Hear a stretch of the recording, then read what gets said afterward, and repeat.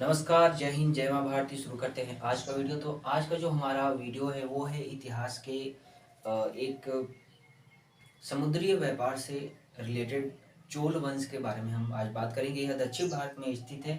यह पूरा साम्राज्य दक्षिण भारत के निचले स्तर में जो रामेश्वर से सटे हुए जितने इलाके हैं वहाँ से यह व्यापार मंडल शुरू करते हैं। और इनका पूरा जो आज का जो हांगकांग ये सब बगल में सटे हुए जो बहुत सारे द्वीप उप हैं, जैसे कि बांग्लादेश हो गए, जो खाड़ी है वहाँ से सटे हुए, और चाइना तक इनका साम्राज्य, उसमें चाइना की निचली समुद्रीय तट जो ताइवान है वहाँ तक इनका पूरा साम्राज्य फैला हुआ था।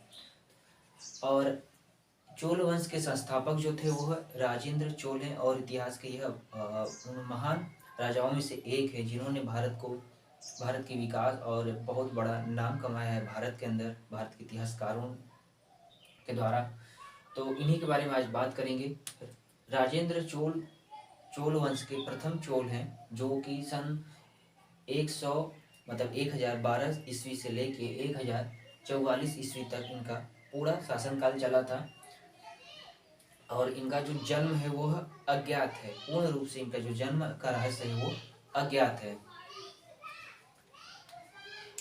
चोल राजवंश के सबसे महान शासक राजेंद्र चोल रहे हैं। उसके बाद उन्होंने अपनी विजय मतलब अपनी एक महान साम्राज्य चोल साम्राज्य को का विस्तार किया और दक्षिण भारत में यह सबसे ज़्यादा विस्तृत हुए। दक्षिण भारत में यह सबसे ज़्यादा विस्तृत हुए हैं। उसके बाद सर्वशक्तिशाली साम्राज्य का स्थापना किया। इन्होंने अपने एक सर्वशक्तिशाली साम्राज्य का कहा जाए तो एक पूर्ण रूप से स्थापित कर लिए।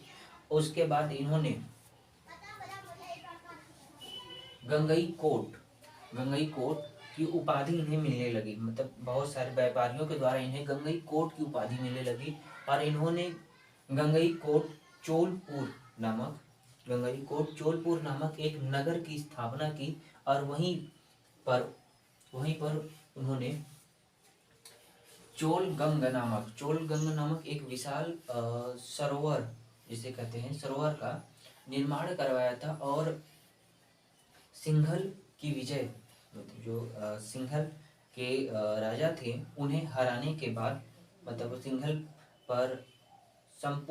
पर अपना जब अधिकार उन्होंने स्थापित कर लिया पूर्ण रूप से, सिंघल के नरेश महेंद्र पंचम को हराने के बाद वह चोल में जो मतलब चोल राज्य में बंदी बनाकर चोल राज्य में उन्होंने भेज दिया। और वहीं पर महाराज राजेंद्र चोल का वहीं पर 12 वर्ष तक उन्होंने वहाँ पर शासन किया। शासन करने के बाद 12 वर्ष के बाद उनकी वही मतलब सिंघल में ही इनकी मृत्यु हो गई। उसके बाद उनके साम्राज्य के उनको चलाने के लिए उनके पुत्र आए और आगे बढ़ाया उन्होंने।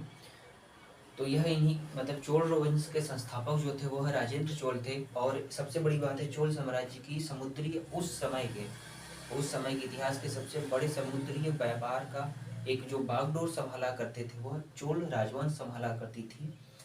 और चोल वंश ने ही इसके पूरी तरह से एक कहा जाए तो इतिहास में समुद्री व्यापार का एक बहुत बड़ा मार्ग जो ट्रेड होता है उसको खोल दिया था पूरी तरह से। और हर जगह इनका एक, जैसे कि कहीं से भी कोई जहाज आता था वहाँ से टैक्स लेते थे, कमाने का एक नया जरिया। जैसे कि आज सिंगापुर हो गए, सिंगापुर जैसे बहुत सारे जो एक पूर्ण रूप से वह समुद्री मार्ग से ही पैसा कमाता है अधिकतर। क्योंकि जो भी सिंगापुर के पास एक ऐसा है कि जो भी जहाज आते हैं जाते हैं अपना पूरा एक सामान लाद कर वहाँ से, वह क्या करते थे, वो थोड़ा सा टैक्स लेते हैं और बाकी खाना पीना तेल जो भी होता है वह उस जहाज में भरते हैं।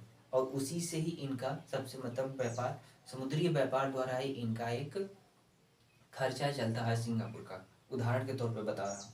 अगर आप लोगों को ये वीडियो पसंद आए तो प्लीज़ लाइक सब्सक्राइब जरूर कीजिएगा। जय हिंद, जय माँ भारती।